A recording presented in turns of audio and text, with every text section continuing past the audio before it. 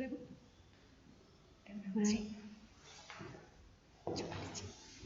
Oke. Assalamualaikum warahmatullahi wabarakatuh. Selamat pagi menjelang siang ya. Apa kabar anak-anakku semuanya di rumah? Semoga kalian semuanya dalam keadaan sehat walafiat ya. Adapun yang hari ini mungkin dalam keadaan sakit, mudah-mudahan kalian cepat sembuh ya. Tidak lupa Ibu selalu mengingatkan kalian untuk selalu mematuhi protokol kesehatan ya. Selalu jangan lupa untuk mencuci tangan, memakai masker, menjaga jarak, dan tentunya kalau memang tidak ada kepentingan yang sangat berarti, Ibu sarankan kalian untuk selalu berada di rumah. Oke, untuk memulai pembelajaran kita hari ini ya, marilah kita sejenak berdoa menurut agama dan keyakinan masing-masing. Oke, berdoa dimulai.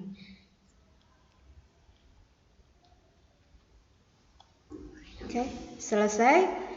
Oke, sebelum kita ke materi, untuk meningkatkan rasa nasionalisme kita terhadap bangsa Indonesia, marilah kita sejenak menyanyikan lagu wajib nasional Garuda Pancasila.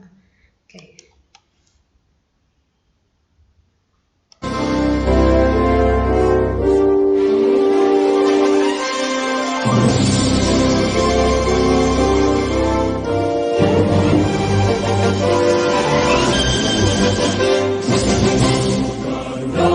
Pancasila, aturan pendukungmu, patriot proklamasi, sedia berkorban untukmu.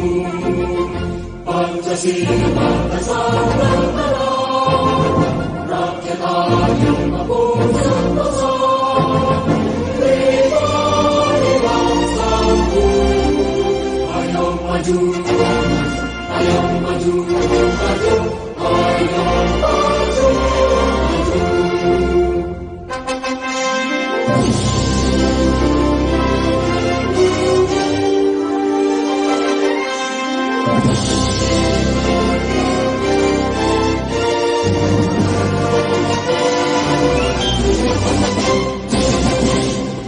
Garuda Pancasila, aturan pendukungmu, patriot proklamasi, sedia berkorban untukmu. Pancasila dasar negara, rakyat adil mampu sentosa, pribadi bangsaku, ayo maju, ayo maju, maju. Ayo maju, maju.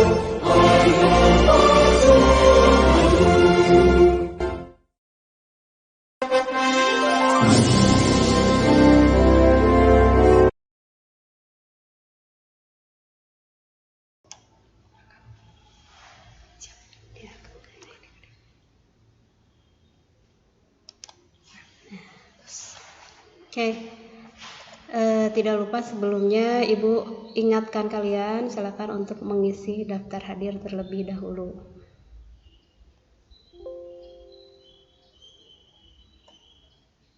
Oke, minggu yang lalu kita sudah membahas tentang konsep negara kesatuan ya. Jadi minggu yang lalu kalian sudah belajar tentang apa itu negara, apa itu tujuan dari negara ya. Baik tujuan di sana menurut ahli dan tujuan negara yang termuat dalam pembukaan UUD alinea keempat. Berikut di dalamnya kemarin kita sudah membahas tentang unsur-unsur negara. Oke. Hari ini kita akan membahas tentang kaitannya dengan faktor-faktor penting pembentuk bangsa Indonesia. Oke, mungkin kalian ada yang tahu apa saja faktor-faktor yang membentuk bangsa Indonesia itu menjadi sebuah bangsa, ya. Oke, kita lihat di sini. Faktor penting pembentuk bangsa Indonesia yang pertama di sini adalah adanya persamaan nasib. Persamaan nasib di sini kira-kira maksudnya apa? Kalian ada yang mungkin sudah memahami dari kalimat ini? Jadi sekali lagi, faktor-faktor penting pembentuk bangsa Indonesia di sini yang pertama adalah adanya persamaan nasib. Persamaan nasib di sini yang dimaksud adalah dulu ya para pendiri negara itu ya, saat kita sebelum merdeka itu mereka merasakan ya penderitaan bersama di bawah penjajahan bangsa asing ya, yang mana kurang lebih kita itu dijajah oleh bangsa asing itu kurang lebih selama 350 tahun ya. Jadi dengan adanya persamaan nasib tersebut, merasa menderita bersama karena akibat penjajahan, disitulah timbul rasa untuk merdeka gitu ya, atau membentuk sebuah bangsa. Yang kedua di sini adalah adanya keinginan bersama untuk merdeka ya, adanya keinginan bersama untuk merdeka. Apa sih itu merdeka gitu ya? Kenapa kita ingin untuk merdeka ya? Jadi merdeka di sini bisa diartikan sebagai kita itu ingin melepaskan diri dari belenggu penjajahan ya. Jadi mungkin kalian bisa membayangkan sendiri gitu ya, betapa menderitanya ketika sebuah bangsa ya pada waktu itu ya, para pendahulu kita itu dalam keadaan dijajah oleh negara lain ya, dimana kita sama sekali tidak diberi kebebasan ya. Makanya di sini adanya keinginan bersama untuk merdeka atau untuk memperoleh kebebasan. Berikutnya adalah adanya kesatuan tempat tinggal ya. Kesatuan tempat tinggal apa di sini yang dimaksud ya? Kesatuan tempat tinggal di sini yang dimaksud yaitu merupakan wilayah Nusantara ya yang membentang dari Sabang sampai Merauke ya. Jadi rakyat Indonesia pada saat itu dari wilayah Sabang sampai Merauke menginginkan adanya kemerdekaan ya. Jadi di sini kita mempunyai perasaan bahwa kita semuanya itu mempunyai kesatuan tempat tinggal ya, dari Sabang sampai Merauke ingin menyatakan diri sebagai bangsa yang merdeka. Yang keempat, adanya cita-cita bersama. Adanya cita-cita bersama untuk mencapai kemakmuran dan keadilan sebagai suatu bangsa. Balik ke mananya nih? Back. Ya.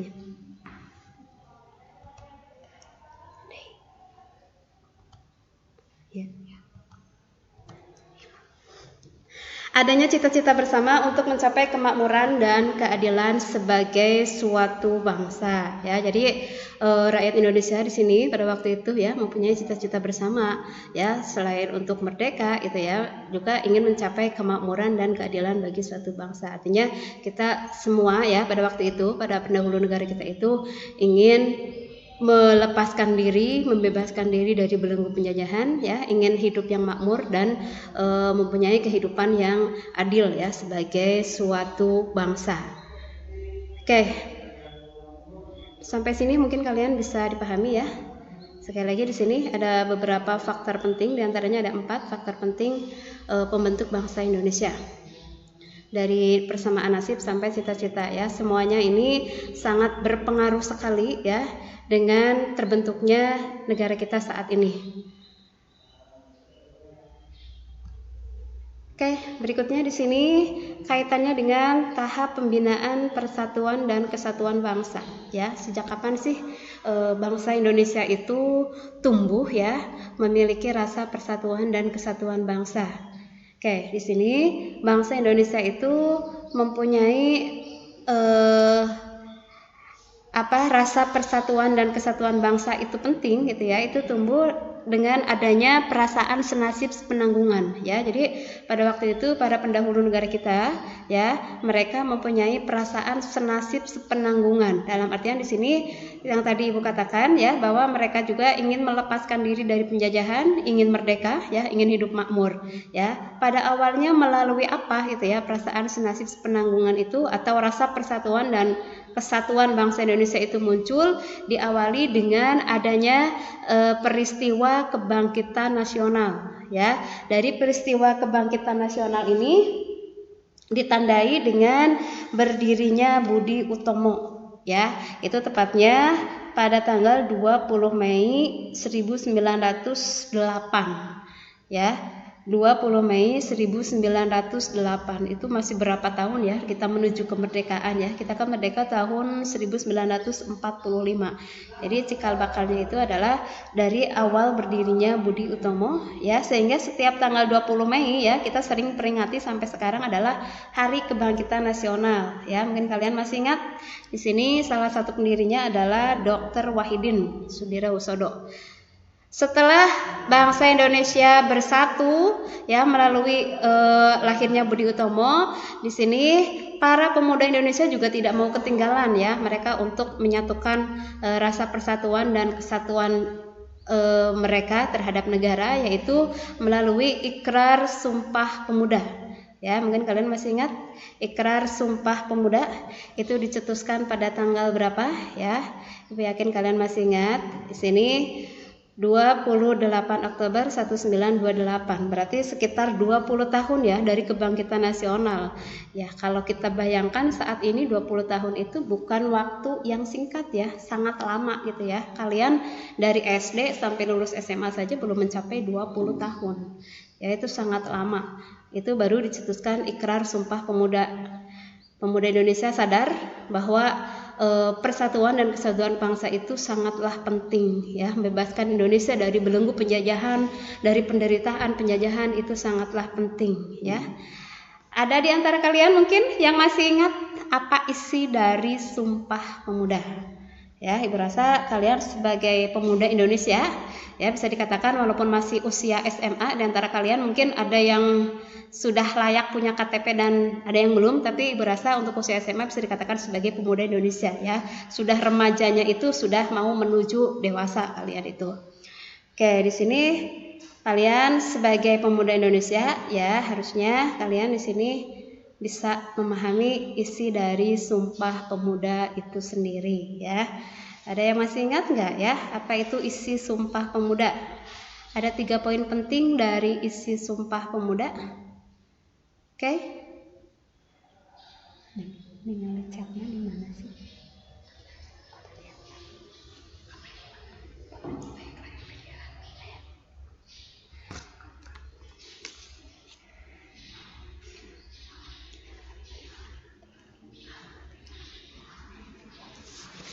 Oke, isi Sumpah Pemuda di sini Ibu mengingatkan yang pertama di sini kami putra dan putri Indonesia mengaku bertumpah darah yang satu, yaitu tanah air Indonesia. Yang kedua, kami putra dan putri Indonesia mengaku berbangsa yang satu, yaitu bangsa Indonesia. Ya, dan yang terakhir, kami putra dan putri Indonesia menjunjung bahasa persatuan, yaitu bahasa Indonesia. Jadi yang perlu diingat di sini kita adalah bertanah air, berbangsa dan berbahasa Indonesia. Itu 3 isi utama dari Sumpah Pemuda. Ibu harap selain kalian hafal juga kalian bisa menanamkan dalam diri kalian masing-masing ya tentang perjuangan para pemuda kita. Jadi semangat pemuda Indonesia pada waktu itu Ibu harap kita bisa mengaplikasikannya dalam kehidupan saat ini gitu ya. Yang terakhir di sini dari tahap pembinaan persatuan dan kesatuan bangsa ya, setelah kita tadi melalui proses berdirinya Budi Utomo, mengucapkan Ikrar Sumpah Pemuda, di sini adalah ini yang kita harapkan ya, proklamasi kemerdekaan ya. Jadi Indonesia memproklamasikan kemerdekaannya ya. Ibu yakin kalian masih ingat dalam pelajaran sejarah ya, yaitu pada tanggal 17 Agustus 1945. Itu tadi dari 1928 menuju 1945. So kalian bisa hitung sendiri itu sekitar berapa tahun ya. masih dalam proses waktu yang lama kita baru menuju kepada proklamasi kemerdekaan.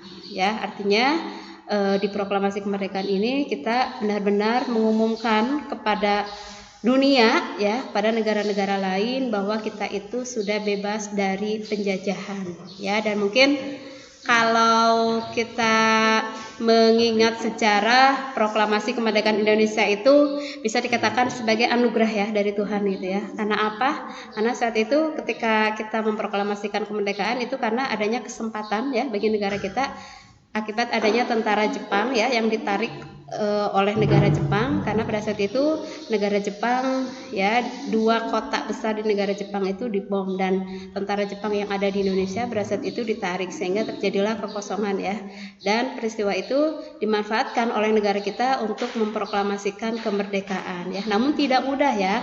Ternyata kalau kita mengingat peristiwa menuju kemerdekaan itu juga terjadi perbedaan pendapat antara golongan muda, golongan tua gitu, ya, yang merasa yakin dan yang merasa takut bahwa ketika kemerdekaan secepatnya dilaksanakan. Tapi alhamdulillah, ya, pada saat peristiwa itu sampai sekarang kita bisa merasakan kemerdekaan, ya, walaupun pada awal kemerdekaan juga kita tidak sepenuhnya gitu, ya, lepas dari yang namanya peperangan gitu, ya, masih terjadi di berbagai daerah. Oke. Yang berikutnya di sini setiap negara kesatuan, ya, itu mempunyai karakteristik masing-masing, ya, termasuk di negara kita sendiri, ya. Jadi kesatuan bangsa Indonesia itu bersifat historis, ya. Kita mempunyai sejarah. Kenapa? Karena bangsa Indonesia itu bersatu bukan hanya karena kesatuan bahasa saja, tapi kita merasa bersatu karena kita mempunyai kesatuan suku, budaya, ya, atau agama itu, ya. Dan sejarah yang kita alami, penderitaan yang kita alami itu kita merasa sama gitu, ya.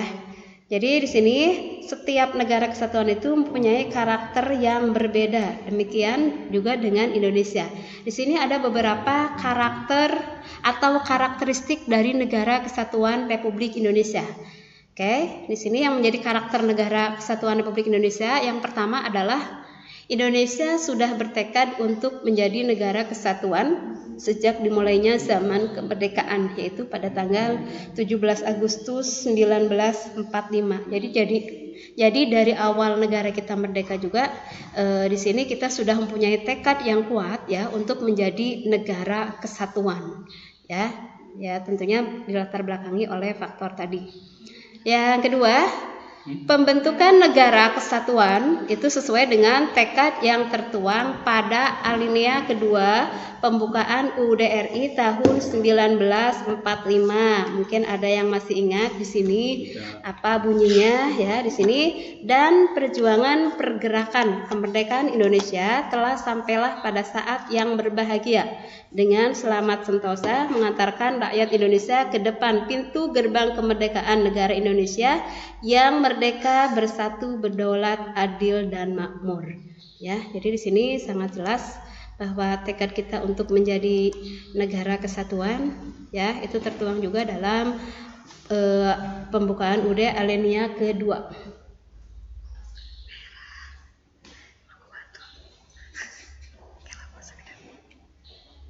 Coba alihkan karena ada wifi, Pak. Iya, alihkan karena wifi, coba. Webcam. Nih.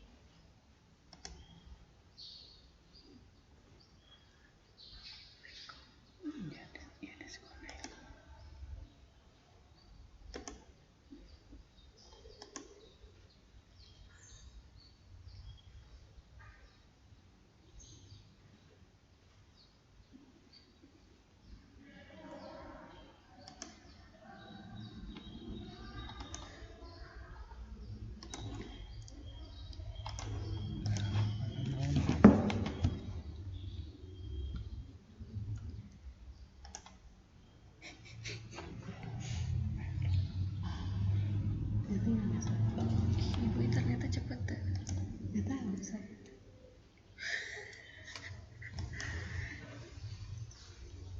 Tapi wifi.